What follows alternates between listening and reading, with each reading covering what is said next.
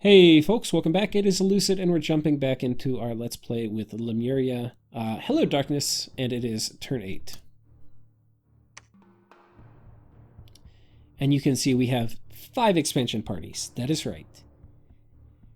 Haters who said I wouldn't get to 30 or couldn't get to 30. Now we're going to have to tame it because I don't want to overly piss off all my neighbors, but I'm going to push the fucking edge, right? We're going to get as much shit as we can and hope people let us keep it for as long as possible.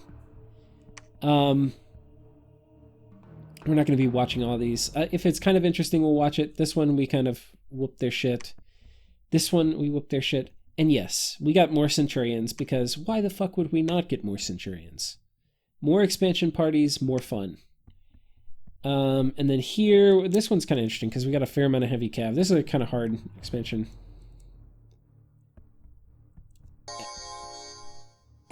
Oh, these are on... Oh, no. We have the front line on attack. This is okay.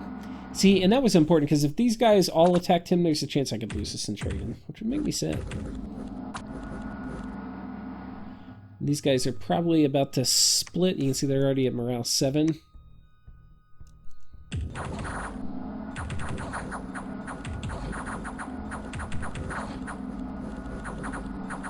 And get wrecked, kiddos. And then the banishment actually is probably doing it's missing a lot, but doing some work. Yeah. Okay, so I think the priest is what killed... Yeah, he did about half the... or a third of the lifting there. We'll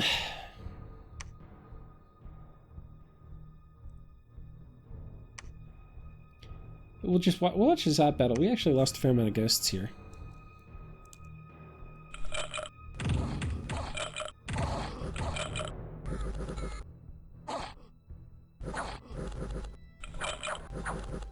Now, one thing that's dangerous, we don't actually want to get too close to this Death Mage.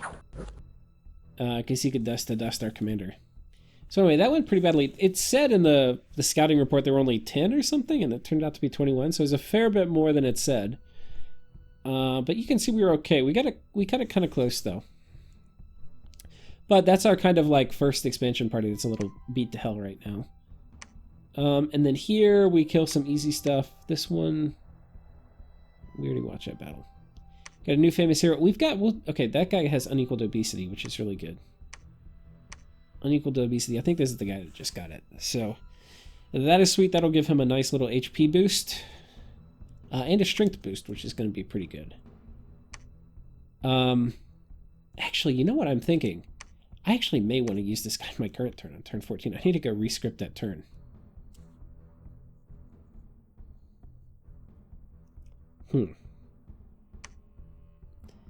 I did not realize how good he was. I mean, he is sick.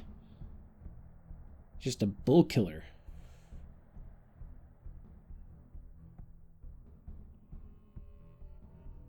And as long as they don't have Soul Slay, I don't really have shit to worry about. Okay. So, what are we gonna do? Well, we've started building. Let's go over our fort construction, because I've been talking a lot about army movements. I have not been talking about about forts. And while armies are nice and all for Lemuria, Lemuria is really a nation of forts. Your armies are fleeting. They will leave you. They will leave you in despair, crying in your head in the pillow. But your forts, they'll always be there for you. So we've got a fort coming up here. We got 2 months left. Our first fort we built was here. It's coming up this month. Now, I would like to build a temple here, but we're site searching instead with the idea that I'm going to build a temple next turn. Here we've got a fort coming up 4 months left, so we started this turn. Here we've got a fort coming up two months left. So we built our last swath of Centurions, and these guys are now off duty. I'm not spending any more money on Centurions. These are the last. So they're going to go to different forts to begin construction. This guy actually is going to come here and make a temple here so that I can move this guy off to keep site searching. we kind of want to prime the pump, find a few death and astral sights early. That's what we're going to use him for. Here we've got a palisade coming up, 3 months left. And we haven't started construction here, but this is going to be a pretty high priority because I do want to get these Camazotz. Now, they are going to give us 3, so it will be 6 a turn, 6 RP a turn, which is not great. These are not great researchers, but it's better than fucking nothing, which right now what we're cruising at. So we've got that going up, and you're going to the thing that's really important. You cannot keep your money around, and you have to balance. You have to balance spending your money. You have to balance starting new forts, which you want to do early. You want to get as many forts started early as you can, so that by the time people rush you, like assuming they're going to rush you, somebody's going to attack you at like turn 14 to... Now, you could get attacked before then, but turn 14 to 20, you're going to get attacked by a few people. You do not want to have forts which are low construction by that point. Anyway, like, even just the palisades are weak, so they'll get knocked over. You really want to have them upgraded to at least the second form by then. So, and if we get rushed, we want to be at least a palisade. So we want to go ahead and get quite a few of these started, and then we'll worry about finishing them with all, the temples and stuff later. Like, technically, we could put a temple here instead of starting, like, this fort up here, but I really want to go ahead and start this one. We found another neighbor. We have Bogarus, who is up here. And they have an earth snake, which is odd, because earth snakes are cold-blooded, and Bogarus likes cold dominion. You can see they took cold dominion. But still, an earth snake's going to still do its job. It is basically impossible to fucking kill, and it has fear, so, very hard for indies to kill it. Now, early on, it's still possible if it gets, if it's bleeding or something like that, but basically it's going to be free expansion. Now, Satis is my northern neighbor, and Satis is right here. And we are going to go ahead, and so we can see they've expanded down here. We've got this province, which is good. One of the other things is we negotiated, I would go after this, but I negotiated with Pythium that he would have this. And I'm okay with that, to have a friendly neighbor. He has told me in a credible way that he wants to be friends, and he asked and requests that I leave this for him. And so because I believe him, we're not going to bicker or... contest this. This is very fair. So we're going to give this to him. But we are going to go contest this from Satis. Now, what I will probably do is I will give this back to Satis if Satis wants it for peace. And that way he'll feel like he's getting something out of it. But there's also a chance we bump. And if Satis isn't prepared, if we bump, there's a very good chance I will kill his expansion party. Which, I think slowing him down, killing an expansion party, and being able to give this back to him as a friendship offering, I think that's just what the friendly ghosts of Lemuria would want me to do. Your neighborhood ghosts. Friendly neighborhood ghosts. Now you can see we're doing 1 PD everywhere. That's because our 1 PD actually is... if you have more guys, this guy will run. So these guys will HP route the commander, and this is the real best part of your PD, is this guy. Life Drain Attack, Ethereal Fear, Sacred, yeah.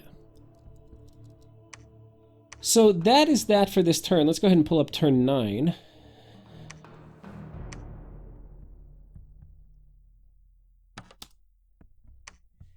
Turn 9, hello! We got an Enchanted Tomb, +1 Death Gems.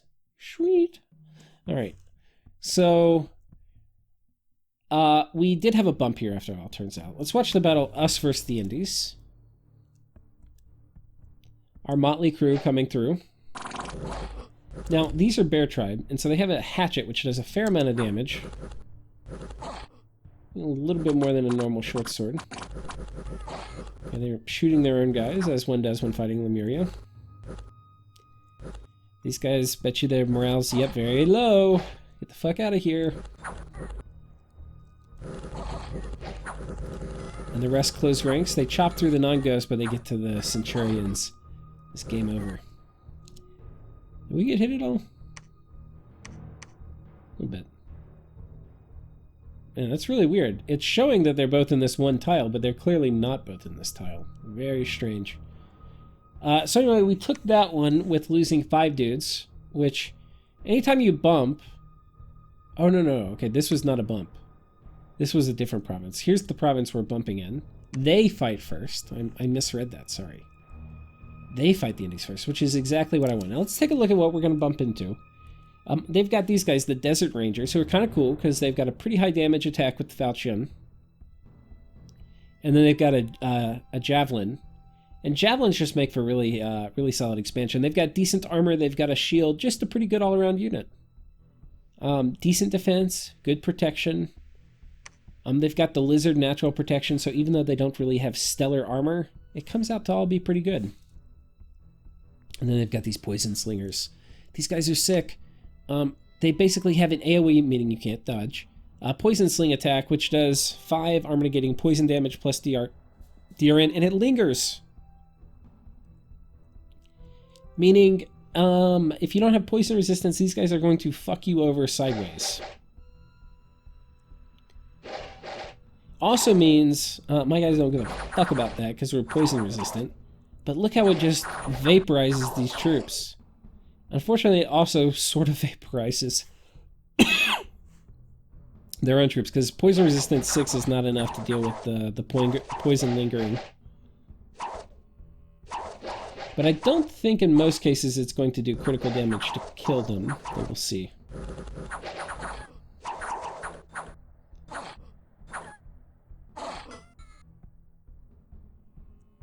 I think they just lost the Lizard there, yeah. So in this first battle, they lost 5 units out, and a lot of this I think was friendly fire. Yeah, because if you look up here, you can say they lost 5 units, but these guys only killed 2, which means these Poison Slingers, probably the ones who did the other one, or killed the rest. Though it doesn't, they're not getting attributed with any kills, so I don't really know how any of that works. But presumably a lot of these guys died to the Poison Slingers' friendly fire. Now we're gonna have the bump with me. They're probably like, fuck. The thing is, this Poison Slingers are going to be a positive liability against me, because what are their chances of hurting me? Literally 0.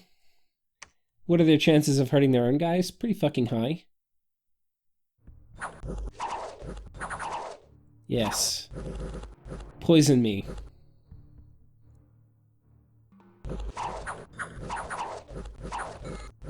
Yes.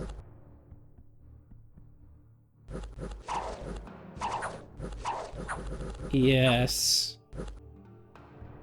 And I mean, these guys have 0 chance. 0 fucking chance. Forces of Darkness close in.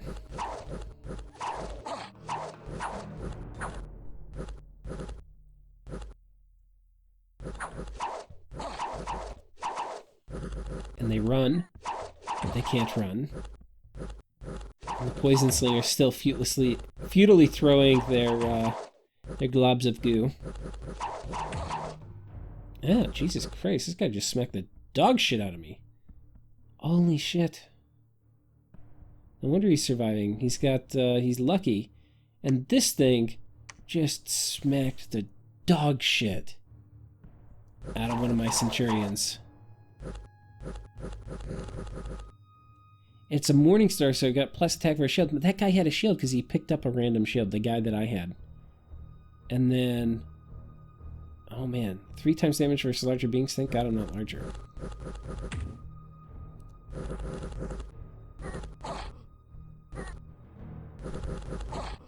Oh, he's routed and we've got him surrounded. Like 0 stats here. You're lucky, but you're not that lucky. 20 protection, though. He's got really good armor. Oh, 1 health. Can you hit your way through 3 guys before one of us kill you? While you're at 119 fatigue in my cold aura? I think the answer is no. But this right here is a pretty decent example of what one guy can do to your little squad. A guy with 20 protection, pretty hard for me to deal with. Consuls and Centurions do not have, they just have normal short swords, so they don't do much damage. So if we do the final toll here, we got rid of his hero, the lizard hero. But he took a Centurion with him. He smacked that Centurion right in the fucking face. Fortunately, we picked up the Rawhide Shield afterwards. But we also killed that expansion party. So RIP expansion party. We got another province for ourselves. So all hail the brave Lemurian soldiers who won the day for us. And then we sent a big squad in here. This is the big undead place we've been avoiding. I want to go ahead and get it now, because I really want to get my cap circle forted up. So we're going to send in 4 guys up at the front, or no, 5 guys. We're sending in a ton of Centurions. Because I just want beefy dudes all at the front.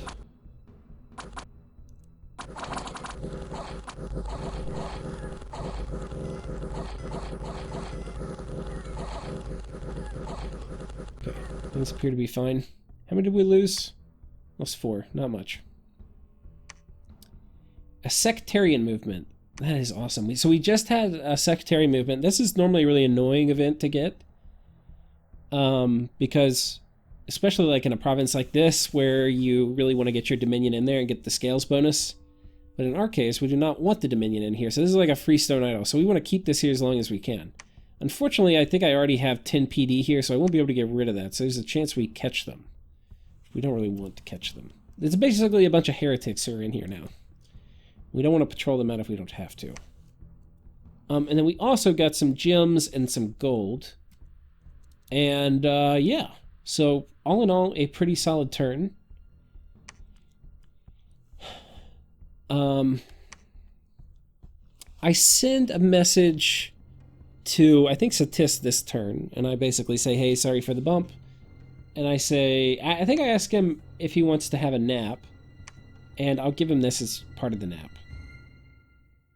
And he doesn't really reply immediately. It'll be like a turn or two till he does, but he'll eventually say, okay, fine. Meanwhile, down here with the Gartha, I've been talking a little bit with the Gartha, and they have let me know that there are the rumblings of a coalition forming against me. And basically, the coalition is going to be Bogarus and Phlegra. And Phlegra I'm going to be quite good against, I think, relative to other nations early in the game. Bogarus, depending on how many eparchs they have, could be a big problem for me, and Astral Mages. If they have a good mix of Astral Mages and eparchs, it's going to be really hard for me to field something that will actually work against that. So, anyway, we'll do what we can. Okay, so now we're at turn 9 in a multiplayer game, and we have 1, 2, 3, 4, 5, 6... 7, 8, 9, 10, 11, 12, 13, 14, 15, 16, 17, 18, 19. Now you may be saying to yourself, okay, that's pretty good. Maybe I'm a believer that by turn 12 or 13 or whatever, you could have a contingent of 30, especially if you're taking 5 a turn. But Lucid, this is a multiplayer game, and surely you must stop. You must expand no more. You'll make people scared that you're getting too big and they'll form a coalition against you. Look, that coalition's gonna come, all right? A lot of nations, I think you want to, like Lemuria, either people are going to form a coalition or they're not, and they probably are. And the coalition, like, sure, they'll get some land, they might declare victory, but you'll have gotten this gold income for longer, you'll have more forts up for longer. You basically need to be big early. And if they coalition, they get some land, maybe, you know, they take some free pickings from you. You're also okay being in a war. Like, Lemuria does not really mind a state of war. As long as you're not losing forts. You're a nation of forts. Your troops are just there to go out, hold up fort walls, and try to go get income.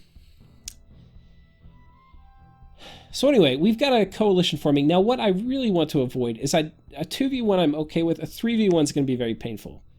So I have asked Pythium, who said they wanted to be friendly with me for a nap, and they're not going to reply to me for quite a long while, and that's making me very nervous, because Pythium, while I'm going to be good against a lot of their stuff, I'm not going to be great against their Mage Core. So they may be doing a timing attack where they attack me around like turn 25 once they have a big Mage Core. That would be painful. Or maybe they just want to kind of fuck off and go conquer other people who actually have gold to get in their lands rather than fuck with me. Which would be perfect. The thing is, I think if I eat one of these other players, it's going to be very difficult for my other neighbors to ignore me at that point. But we'll see. We will see.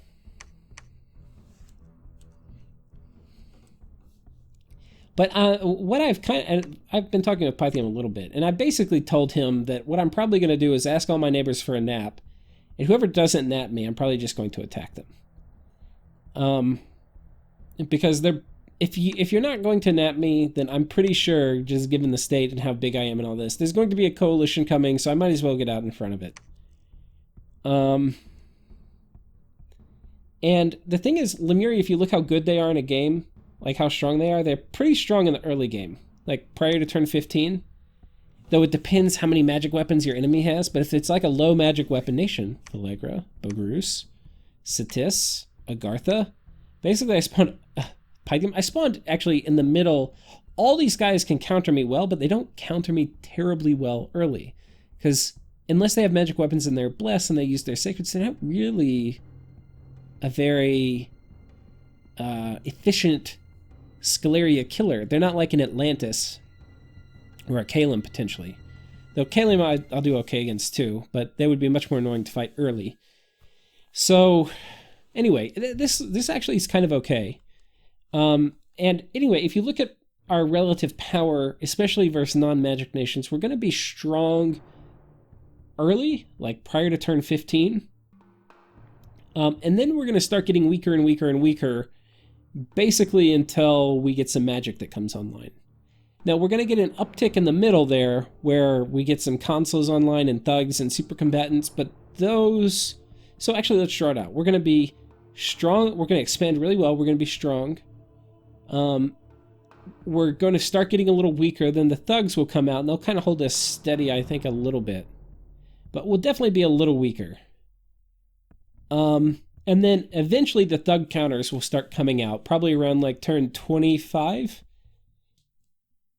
And then, I mean, it could obviously be earlier than that. But, I mean, they're going to have to see how I'm thugging them out, what kind of gear I'm putting on them. They'll have to get the research to get the gear, all this stuff. Anyway, the thug counters will come out, maybe around turn 25. And then by turn 35, there's going to be a lot of counters out. So I really need to have like Rigor Mortis and other stuff unlocked by then. So anyway, we're not going to stop expanding though. We're going to be heading over here, taking out these heavy cav. These guys are going to be on attack, filling in behind these centurions. Just more. For peace with Agartha, I've offered to give him 161 too. It's a mountain, so there's high likelihood there's some earth sites here too for him. So anyway, we're going to be giving this to him as part of peace, and Agartha, I think, has agreed to a nap. Agartha's the first person to nap me, even though Pythium's been doing a lot of sweet talking. We're going to expand in the lake here. So we've only got 2 expansions, I think, this next turn. And yeah, go ahead and tune in next time, because I think we're done for this episode, and see how our final expansion goes.